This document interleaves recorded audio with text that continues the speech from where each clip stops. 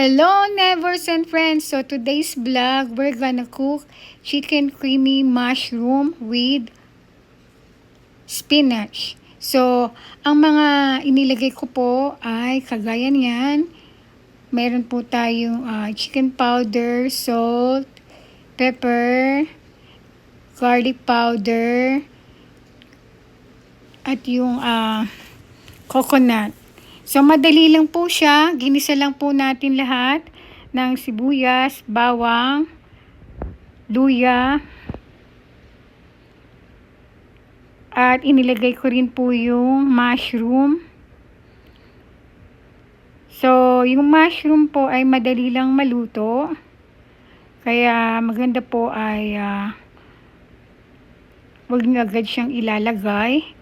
But I already added the mushroom. So, mayroon din po siyang kamatis. Nilagyan ko siya ng kamatis. And yung chicken po, niluto ko na yan. Pinaride ko ng konti. And then, para mas madali rin siyang maluto. So, ayan na po yung spinach. And then, yung patis, depende sa dami na gusto nyo ilagay. Kayo na pong bahalang maglagay. Ayan, so let it just boiled. Boiled it for maybe 15 to 20 minutes. Lutuin lang natin mabuti. And then, you can add coconut cream.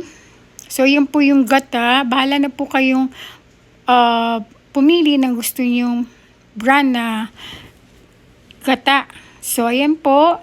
I-boil nyo lang uli siya ng mabuti, mga 30 minutes para mas maluto po yung chicken.